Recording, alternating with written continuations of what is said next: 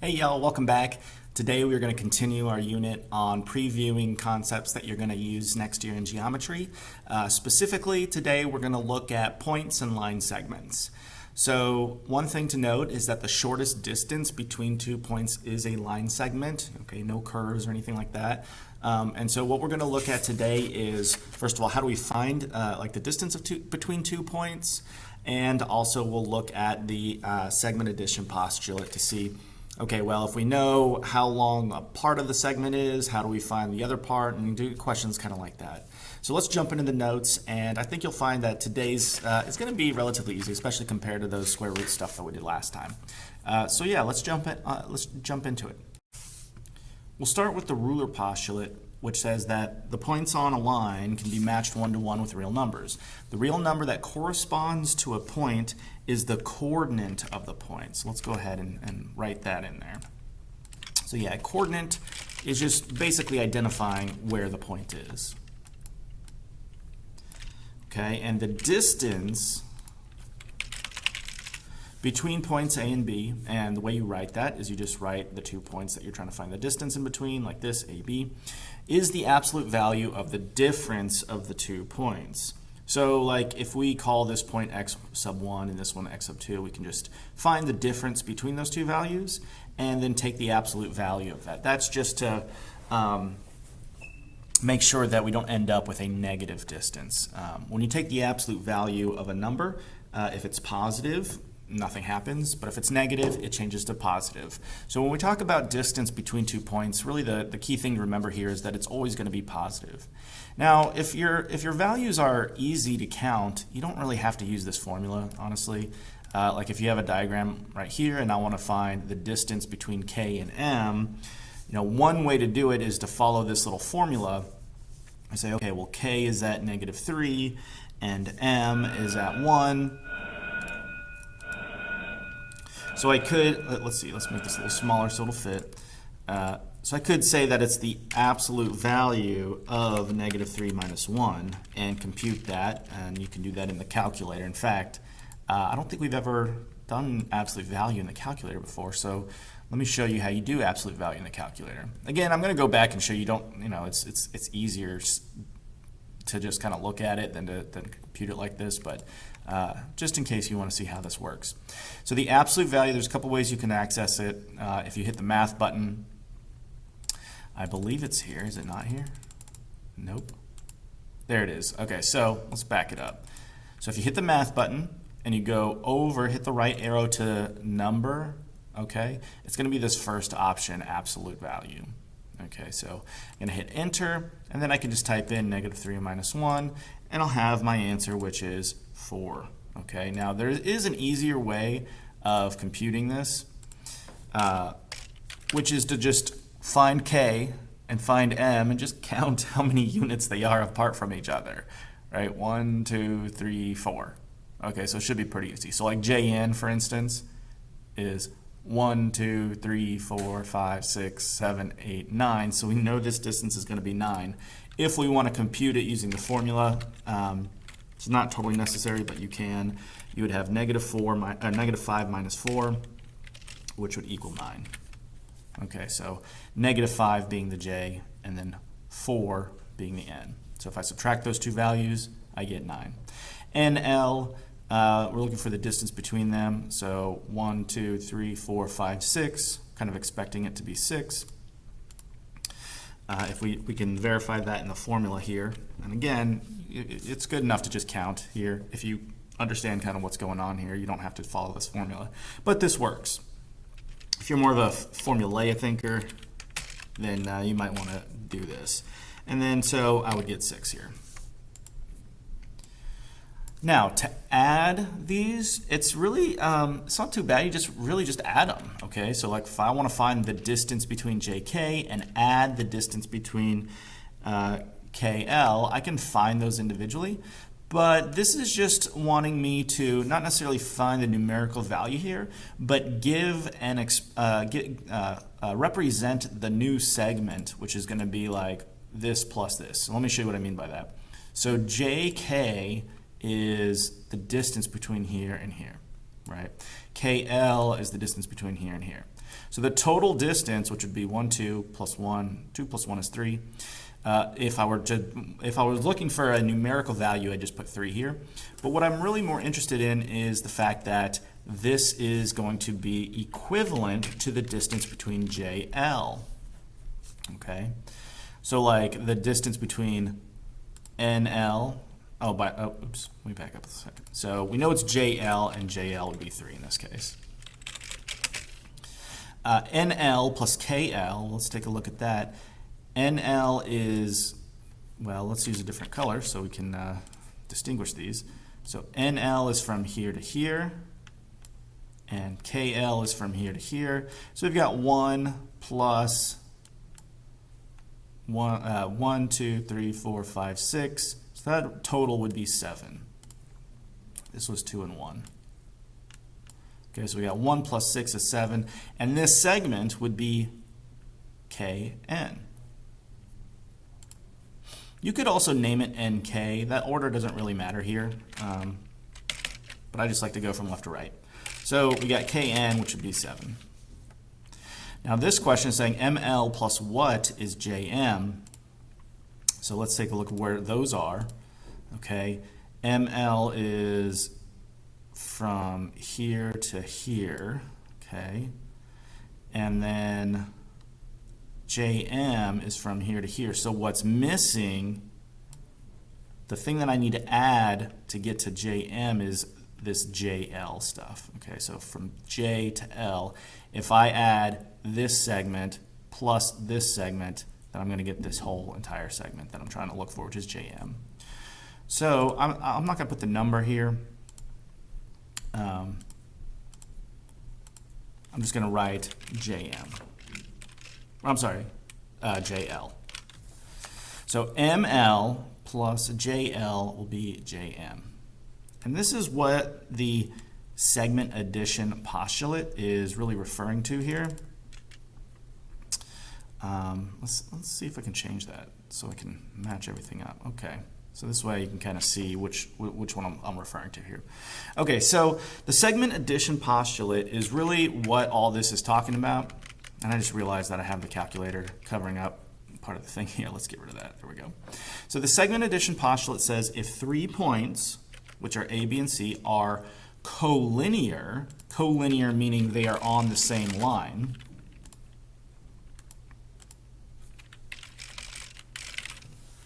and B is between A and C, okay, so if you've got 3 points and you've got one that are on the same line, and we're saying, okay, B is in between A and B, then AB, which is this, plus BC, so whatever this is plus this will equal the whole length of the segment, which is AC.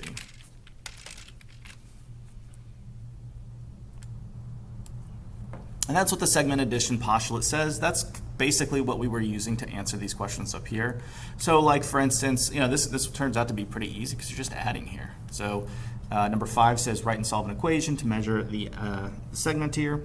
So it says find xz. So we want to find the distance between x and z. Okay, so the way I'm going to write this is xz is going to equal xy, which is, oops, oh boy, xy is this segment, okay, plus yz. And we know the distance between xy and yz. So we're going to say that xy is 14, yz is 27. So xz, well, let's check that. 14 plus 27. Don't want to leave this up to you know, human error here. So we'll say 14 plus 27 is 41. Okay, so that's basically what the segment addition postulate's all about. It's just saying, hey, if you have 2 segments that are next to each other, then you can find the sum by just adding them up. Okay, now you can use this postulate to find like a missing segment. So like in this case, on B here, we're trying to find CD, which is from here to here. And so we know 19 plus something is 25. The equation that we're going to write here is going to be similar to what we did over here to say, okay, well, BD, which is that big segment, is equal to BC plus a CD. That's what we're interested in, is the CD. So we know BD is 25, we know BC is 19, and so we have this little formula here, and this is where the algebra comes in. All the stuff that you learned this year is going to start paying off here, because we should know how to solve this, and that is we want to subtract 19 from both sides. Right? We want to say minus 19, minus 19. And as we move forward, I probably won't show this step every time, but just to kind of show you the proper way of showing that. So we have 25 minus 19, which is 6. So we have 6 equals CD. Oops. Let's make that red.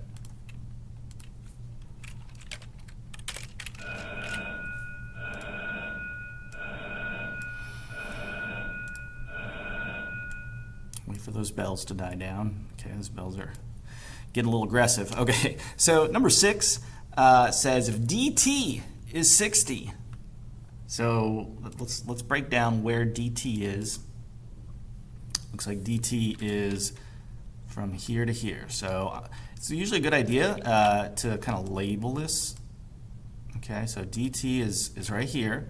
I'm just going to do a little labeling here. Say, okay, that's 60. Write and solve an equation to find x, and then find ds and st. So it's actually asking for 3 things here. So what I'm going to do is I'm actually going to make myself a little answer box over here. I'm going to say, okay, well, what's x? Okay, we'll solve for x. And then we also need to solve for ds, which we can see is 2x minus 8. Okay, so we'll get to that in a second. And then the last thing we want to solve for is st. So what we'll need is x first, because we already have expressions for both ds and st here. For example, ds is 2x minus 8. So as long as we know what x is, we can just plug it in there, and then we can evaluate it from there. So we got to know what x is. And we can use this segment addition postulate to set up an equation that we can solve for x.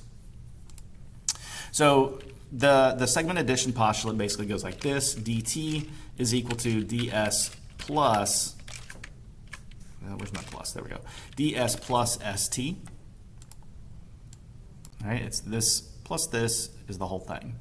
And so we know some of these. In fact, we're going to replace all of these with what we know. So dt we know is 60. ds is 2x minus 8. Give me that. There we go. And then st is 3x minus 12. So we've got this expression, and again, all of our time spent in algebra is going to pay off here, because we should know how to solve that equation, right? We need to combine our like terms. 2x plus 3x is 5x.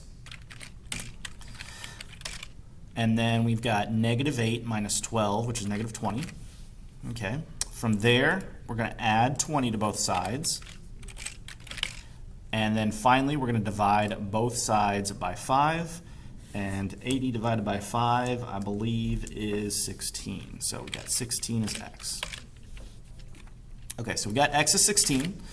My little answer box here is starting to shape up nicely. In fact, I'm just going to box it, and then I'll go back and fill in what I need once I get it. All right, so I've got my value for x here, but now I need to figure out the other 2 segments. So ds is given,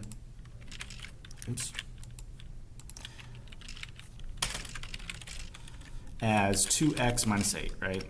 That's a given expression. And now we know what x is, right? It's 16. So I could just fill that in. So I'm going to say that ds is 2 times 16 minus 8. This is something that you can just throw in the calculator here, so I'm going to pull that up real quick. Okay, so we got 2. I guess I can move this so you can see the problem I'm actually working on. 2 times 16 minus 8 and I get 24. Okay, so don't be afraid to use the calculator here. It is your friend. Okay, so let's go back there. So 24. Okay, so ds is 24. Okay, so we can go ahead and include that over here. We know ds is 24 now. And now we're going to look for st, and we'll solve for that similar to how we solve for ds. St is going to be 3x minus 12. And so we already know what x is. We solved for that initially. So instead of writing x here, we're going to put 16. And we'll put all that in the calculator. I won't bother showing you hopefully you know how to type that in at this point. So 3 times 16 minus 12 is 36. Okay, so my st is 36, and I'm done with this problem. Okay, so I found x first, and then I used x to plug it in here and here to find the lengths of these individual segments.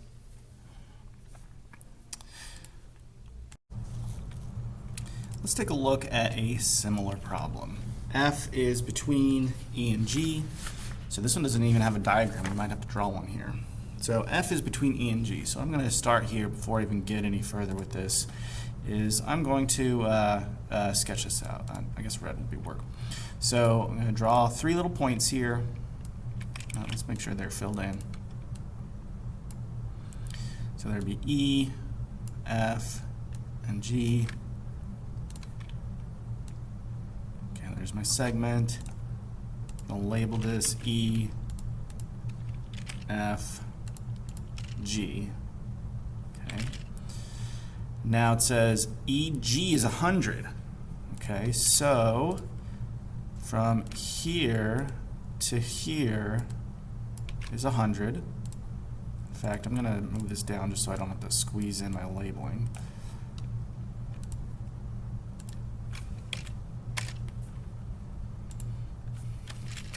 Okay, so that's 100. EF is 3x. Okay, so like from here, no, we don't need that. So EF is 3x. Notice how I'm sketching this out like while I'm going through the problem. If you just read the problem and don't bother drawing it out, you're going to probably leave a little more confused than you need to be. Okay, so EF is 3x, and then FG, oh, that's not what I wanted. I just didn't want to have to sketch that again. So FG is 4x plus 16. Okay, make a sketch, done. All right, and then it says write an equation and solve for x, F, EF, and FG. So again, we're looking for 3 different things. So we're looking for x, we're looking for, let's see, what was the other one? EF, and we're looking for FG. So we will solve this very similarly to the last one. In fact, it's pretty much the same setup. I think it's pretty much the same, yeah. Okay, so first let's find x. So we know that this plus this equals this, okay? So in other words, 3x plus 4x plus 16 equals 100. We're going to combine our like terms. 3x plus 4x is 7x. Then we're going to subtract 16 from either side, and 100 minus 16 is 84. Then we want to divide both sides by 7, and if you're not sure what 84 divided by 7 is, I don't blame you, but it is 12. Okay, you can throw that in the calculator if you're not sure. So I've got my answer for x. Now I'm going to go through and plug that in for EF and for FG. So EF is 3 times 12. Okay, so let me move all this over here just because I don't think we really need to write all this out. We can just plug this in the calculator. So 3x, it would be 3 times 12, which would be 36. FG is 4 times 12 plus 16. So 4 times 12 would be 48, plus 16 is 64. And there you go. So now we circle, that's not what we want. We've got x, okay, so find x, find EF, and find FG, and we got all three of those.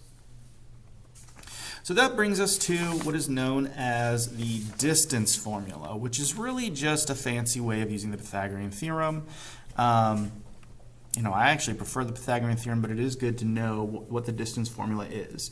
This is not a formula you have to memorize, you just have to know how to use it. So basically, if you're given two coordinates with an x and a y point, okay, so this is like when it says x1, y1, it's just saying, hey, this is the first point, and here's the second point, x2, y2. So given two coordinates, find the distance between them, and then you just use this formula. So I'm going to type this formula just in general so I can copy and paste it over and over again, because that's what we'll need to do here, is use this formula. So I've got x, how do I do sub 2 here? Let's see if I can sub 2, there we go, minus x sub 1. By the way, if you're wondering how to know, hey, which one's the second point and which one's the first point, it doesn't matter. It literally does not matter which one's which. So you just pick, hey, this point's the first point, this other point's the second point, and then you start plugging numbers in. Okay, so this is our formula for distance. D stands for distance, and then this is like the two x values and the two y values. So what you're really doing here is you're setting up the Pythagorean theorem, which is a squared plus b squared equals c squared, solving for the hypotenuse here, which is c. So c is the square root of a squared plus b squared, which is basically what this is, not broken down. Okay, so I'll show you both. It might be a good idea to do both. Okay, so if I call, if this is A, this is B, and this over here is C. Oh, it's labeled there. It's just kind of hard to, see. This little green C right here. It's talking about this one. So the other formula would be C equals the square root of a squared plus b squared. So it's the same thing. And I think it might be good, at least for this one, to showcase how these two formulas are the same formula. You can almost kind of see that they're structured in the exact same way. Right? To solve for c here, I got to take the square root of both sides, which is why I'm writing it like this.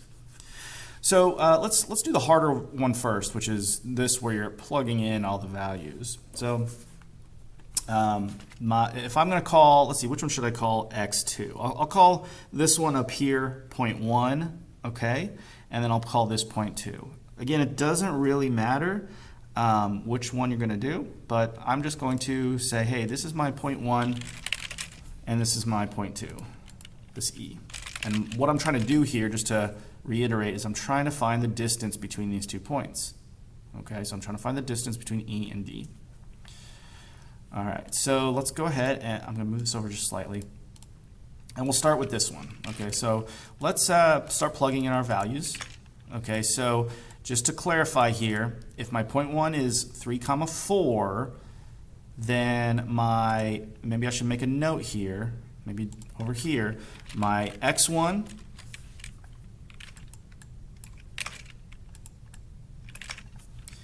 is 3, my y1 is 4. Okay, so that's what I'm going to plug into x1, y1, because that's my first point, right? My 0.1, and then my 0.2 is going to be -2, -5. So x2 is -5, y2 is oops, I read that wrong. My bad. You guys are watching this are like, what are you doing, Mr. Schuler? That's -2. Okay, so x2 is -2, y2 is -5. There we go. Okay, so we've got all these 4 values here. I'm going to just label them here so you can kind of see where I'm pulling these numbers from. That's my x1, my x2, my y1, my y2. And so now what I can do is just start plugging stuff into my formula, okay, over here. So my x2 is -2, my x1 is 3, my y2 is -5, and my y1 is 4. And so now I'm just going to simplify this.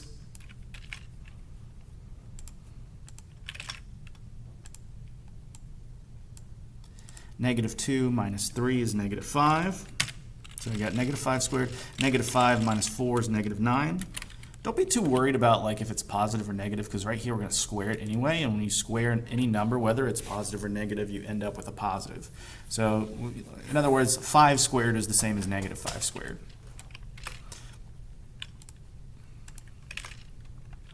Let me scroll up just a little bit. There we go.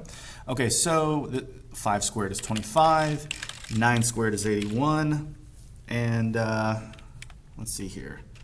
So we got 25 plus 81 is 106. That is not going to be a... so you could put this in the calculator if you want to know approximately what it is. This might be a good opportunity to say, okay, well, here's my exact answer.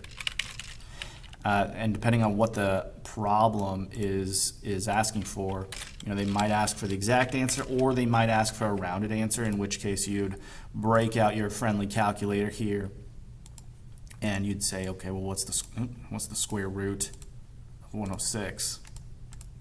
Say, okay, well, it's about 10.29, or actually, round that up, it would be about 10.30. Okay, unless we go if we go 3 decimal places like the AP test, it'd be 10.29 and then 6, which is, I think, what I'm going to do here.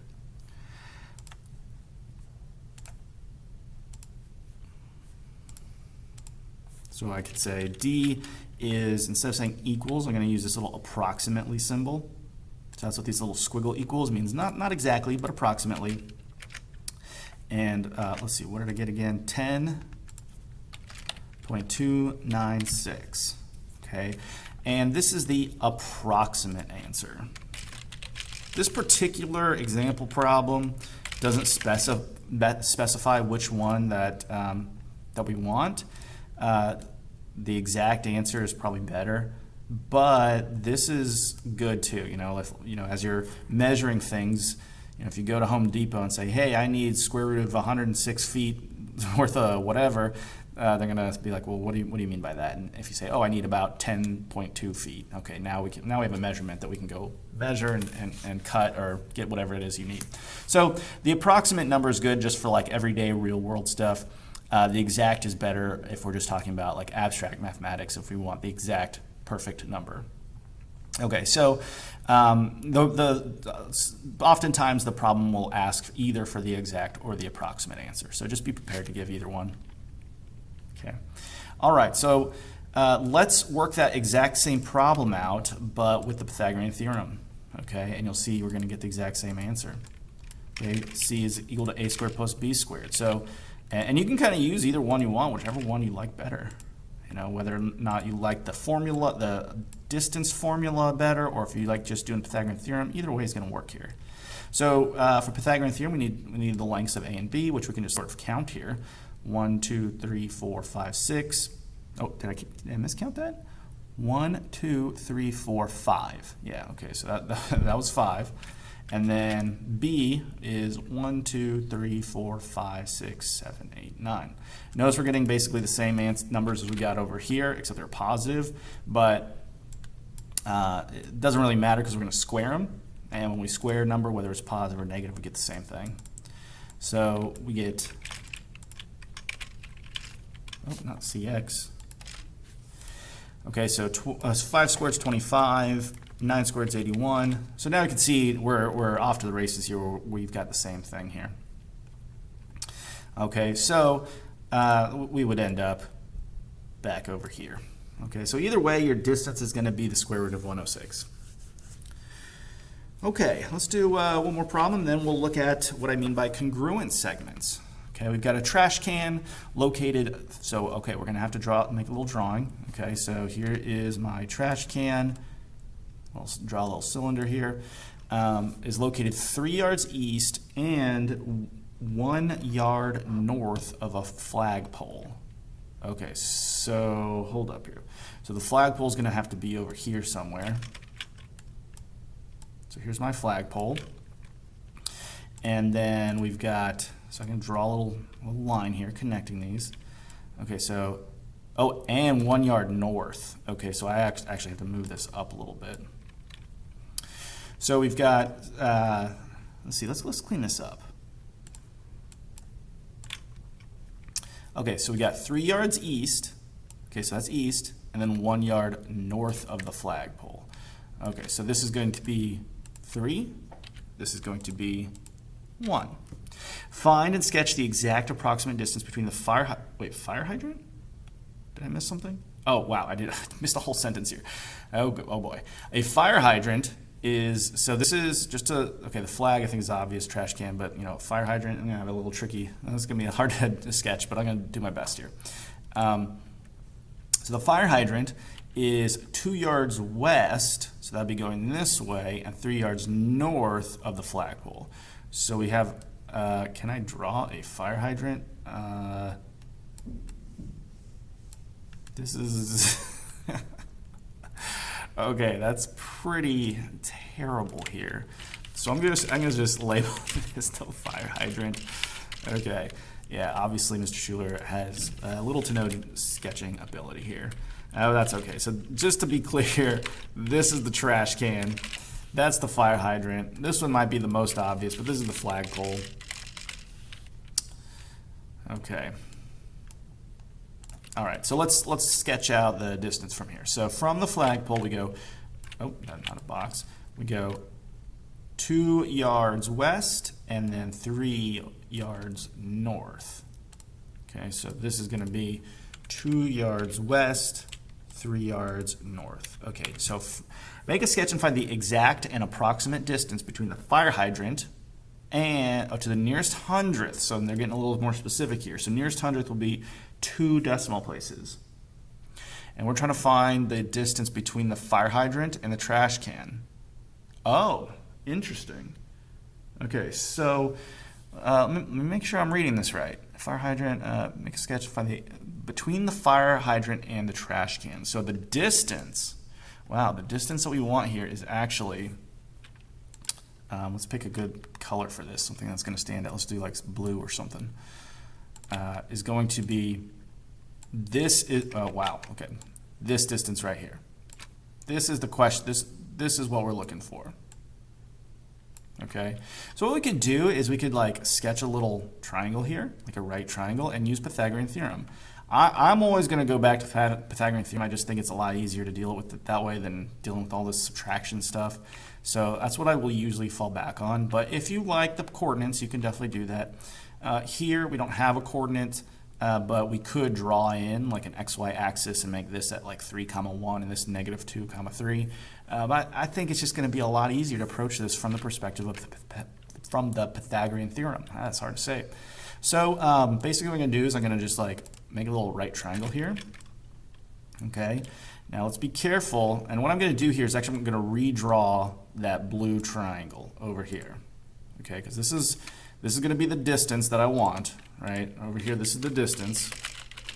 This is the distance from the fire hydrant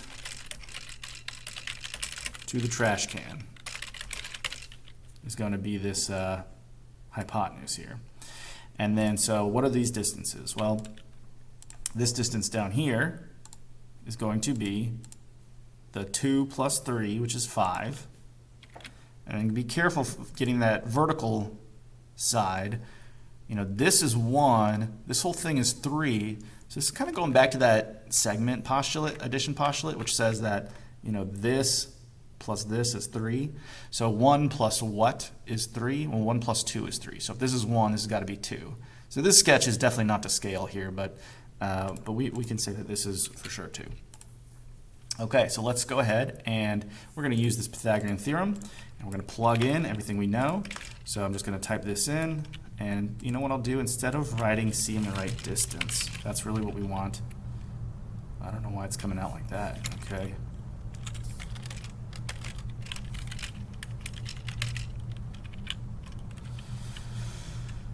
Okay, just it doesn't like that. Okay, well, that's fine. Okay, so the distance is square root of a squared plus b squared, which we already know is 2 and 5. It doesn't really matter which one you say is which here. So I'm just going to say 2 squared plus 5 squared. Okay, 2 squared is 4. 5 squared is 25. So 4 plus 25 is going to be 29. And so that is going to be our exact answer. Okay, if we round it, that means, okay, we need to break out the old calculator here, and we're going to say, oh, let me bring it up. I'm going to say the square root of 29, and it says to the nearest hundredth, so that means that we need 2 decimal places only. So this would be 5.3, and then because of the 5, we round up to 9. So 5.39.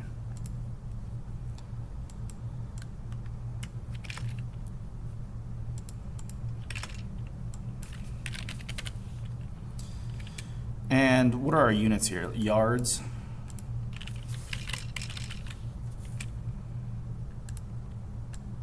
So this is the exact, this is the approximate, and we include our units here, yards. So yeah, there you go. Maybe I'll make a little note here just to be clear that this is the exact value, and over here this is our approximate. Okay, so that's how you use the distance formula. It's really just an application of the Pythagorean theorem. Let's talk about congruent segments. So congruent is basically like the geometric analog to the word equals. Basically, you're saying they're the same. Okay, so congruent segments are segments that have the same length. Okay, so when you see just like the 2 vertical bars that you're used to, you'd say they're equal. Okay, the lengths are equal. Their numerical value of the lengths are equal. When that's true, you can say that the segments themselves are congruent. So if you see this little squiggle above an equal sign, that is a geometric symbol that means is congruent to. So it says, using the distance formula, determine if PQ and RS are congruent. So if they're congruent, they have the same length, okay? So PQ is going to be the distance between these 2 points, and RS is going to be the distance between these 2 points. So let's go ahead and we're going to use distance formula on both of these, and we're going to determine if they're congruent to say, and we'll know if they're congruent if they're the same. So let's copy the distance formula up here. And you could break this, you could draw a little diagram and use Pythagorean theorem. This one says to specifically, well, I'll look at it again, but I think it says specifically use distance formula. Yeah, using the distance formula. So we want to make sure that we're following the directions here. So this is going to be the distance of, let's do PQ first. So I'm going to set up my little PQ here. And then I'm going to get another distance formula for RS. Okay. Now each one of these is going to have its own thing. And if they're equal, we're going to say that the 2 segments are congruent. Okay, so as I look at these, what I'm saying, okay, let me get this set up. Okay, so this is my x1. Okay, here's my y1. Let's make these a little smaller. And then over here, I've got my x2, y2. So it's just the first point and the second point. Again, it doesn't really matter which one's point 1, point 2, just make sure you're consistent. Okay, so now I can just start plugging in values. So x2 is 3, x1 is -4. So when I have minus a -4, whenever you subtract a negative, that's going to turn to positive, or plus. So y2 is 3 minus y1, which is 3. Oh, that's just going to be 0. That's kind of cool. I'll make this a little bit easier to compute. So let's go ahead and finish this guy up. 3 plus 4 is 7, so we get 7 squared plus 0 squared, which is just 0, so we just care about the 7 squared. 7 squared is 49, and then this one should be kind of obvious here, but the square root of 49 is 7. Okay, so that is the distance between P and Q. So if the distance between R and S is the same, then we know they're congruent, but if it's not, then, well, they're not. So let's see, RS. So my x1, y1, x2, y2 are going to be given. I don't highlight all this so I don't have to retype it all. Here's my x1, y1, and my x2, y2. for rs.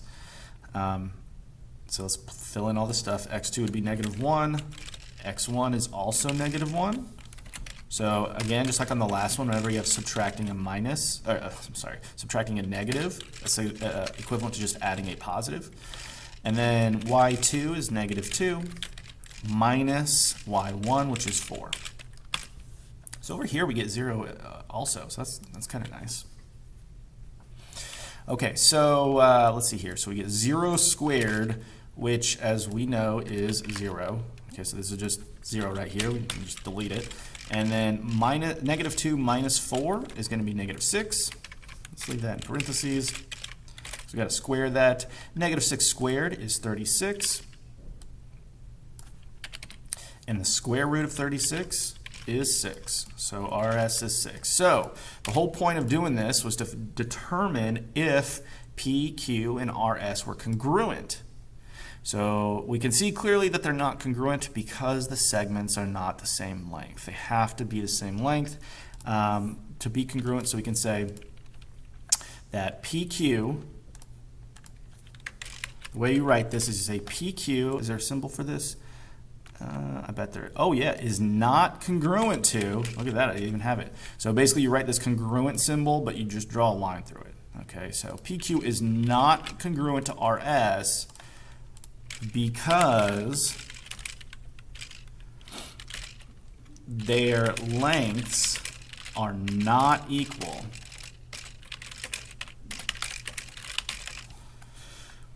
So just it's good to state why, so it's really clear how you know that. Okay, so these are not congruent. All right, we got just two last little problems here that we're going to use, that we're going to solve here. Let's see if you can follow along here. So first one says find AB. We want to find the distance from here to here.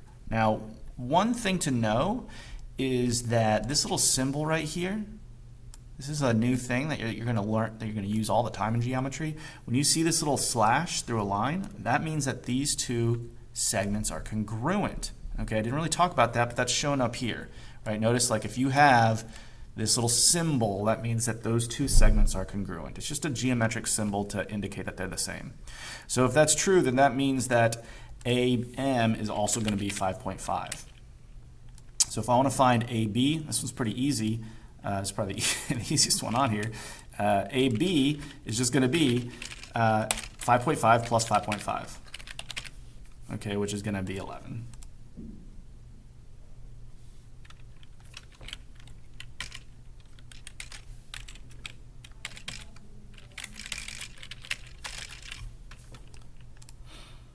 The last problem for today, and then we're done, is find ST. So find the total length. So what we know, we're going to have to solve this in two parts. First, we're going to have to figure out what X is, and then once we know what X is, we could plug it into here and figure out what the distance for ST is.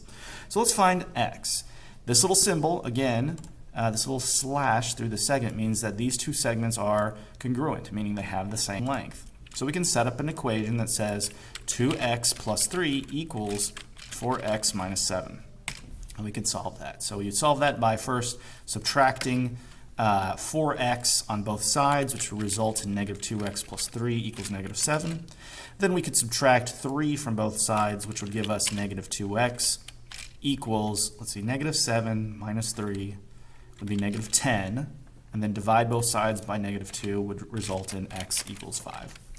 And it's a good thing you guys have got pretty good at algebra, because that makes this problem a lot easier if you know what you're doing to solve this. Okay, so that's not our answer though. We just found X. Now we want to find ST, which will be this plus this. Okay, so the equation I'm going to write here is going to say ST equals SM plus MT, using that addition postulate from earlier. So ST is going to equal SM, which is 2x plus 3 plus 4x minus 7.